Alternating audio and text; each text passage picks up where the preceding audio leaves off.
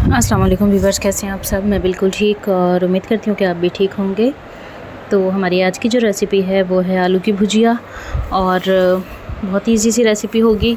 और आज वैसे मौसम कुछ ऐसा ख़राब सा हो रहा है ना कि चूल्हा भी गीला होता है, लकड़ियाँ वगैरह भी गीली होती हैं। तो बस मेरी कोशिश होती है कि मैं ऐसा कुछ बनाऊँ जो जल्दी भी बन जाए और ज़्यादा टाइम भी ना लगे, क्योंकि अभी आग वगैरह भी काफ़ी तंग कर रही है, काफ़ी चलाने में मसला होता है। जो खाना 10-15 मिनट में बनने वाला होता है ना, वो भी 2-2 3-3 घंटे में ही बन जाता है। तो इतना टाइम लगता है, इसलिए मेरी आज कोशिश थी तो मैं कुछ इजी सा बनाऊं जो सिंपल सा हो और जल्दी भी बन जाए। तो फिर उसके लिए मुझे यही बेस्ट लगा कि ये ना बहुत जल्दी बन जाएगा अगर तो आग तंग ना करे। लेकिन लकड़ियाँ कुछ गीली थी और कुछ चूल्हा वगैरह भी थोड़ा सा गीला हो रहा था, तो सही से ना बन नहीं पा रहा था। तो बस अभी मैंने आग जलाई है और इसमें देगची रखी है और इस पर मैंने थोड़ा सा ऑयल डाला है। और इसके बाद जो है मैं प्याज इसमें डालूँगी। तो प्याज मैंने बारीक काटी है और थोड़ी सी चॉप की भी काटी है, जिस तरह हम पकौड़ों वगैरह के लिए काटते हैं ना, इस तरह से काटी है। तो आग ना बिल्कुल भी नहीं जल रही थी, लकड़ियाँ गीली हैं तो काफ़ी टाइम लगता है आग जलाने में, धुआं भी बहुत हो रहा था। तो बारिश वगैरह के मौसम में ना यही मसला होता है, तो इसलिए ना बस कोशिश होती है कि बस कुछ झटपट सा बन जाए, जल्दी सा। तो बस अभी मैंने इसमें एक बड़े साइज़ का प्याज लिया है, तो ये जैसे थोड़ा सा सॉफ्ट हुआ है, यहाँ इसमें मैंने अदरक, लहसुन और हरी मिर्चें जो है ना, मैं इन तीनों को इकट्ठा ही पेस्ट बना लेती हूँ कि इसमें हम ये डाल देंगे।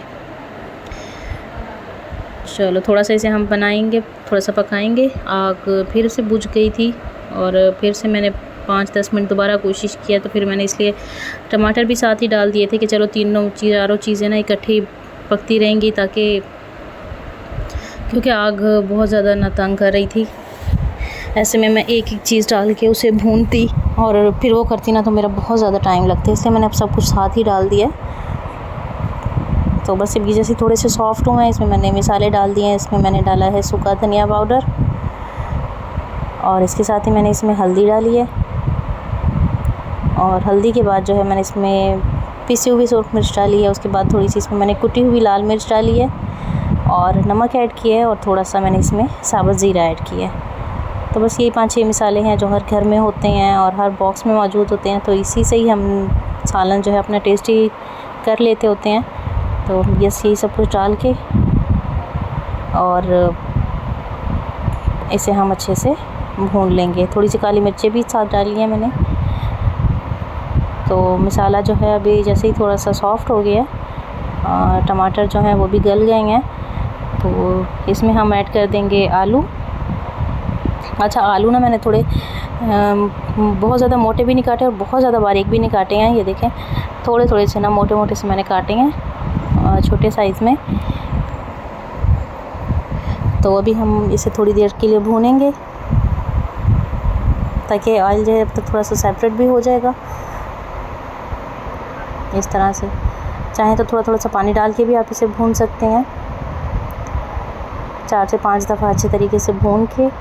और उसके बाद जो है हम इसमें थोड़ा सा पानी डाल देंगे, इतना सा कि आलू भी अच्छे से गल जाएं, क्योंकि भूनने में ही ना 30% तो है कि हमारे आलू अच्छे से गल जाते हैं। तो बस थोड़ा सा पानी डाल के फिर आप इसे गला लें। तो इसमें शोरबा या ग्रेवी वगैरह तो कुछ ऐसा रखना नहीं होता। तो बस यहाँ पे मैंने इसमें थोड़ा सा पानी ऐड किया और उसके बाद इसमें मैंने ढक्कन दे के रख दिया। तो जैसे ही थोड़ा सा पानी कम हुआ है, मैंने इसमें गरम मसाला पीस के डाल दिया है। पिसा हुआ नहीं रखती मैं, तो बस जैसे ही डालना हो तो फ़ौरन ही पीस के डाल देती हूँ, क्योंकि जो मैं बाज़ार से लेती हूँ ना, तो अक्सर उसका कलर जो होता है वो ब्लैक होता है, तो सालन का कलर भी उससे ब्लैक हो जाता है। इसलिए आप ख़ुद ही पीस के और वो डाल सकते हैं। तो बस अभी इसमें हम डाल देंगे गरम मसाला पिसा हुआ और उसके बाद जो है इसे हम अच्छे से मिक्स कर लेंगे और चूल्हे से उतार देंगे। तो ऑयल जो है वो भी सेपरेट हो जाएगा और इसमें खुशबू भी गरम मसाले की अच्छी सी हो जाएगी। और उसके बाद हम इसे रोटी के साथ भी आप सर्व कर सकते हैं, चावलों के साथ भी। तो आपको आज की रेसिपी कैसी लगी मुझे कमेंट में ज़रूर बताइएगा। इंशाल्लाह आप लोगों से मिलती हूँ मैं अगली वीडियो में। तब तक के लिए अल्लाह हाफिज़।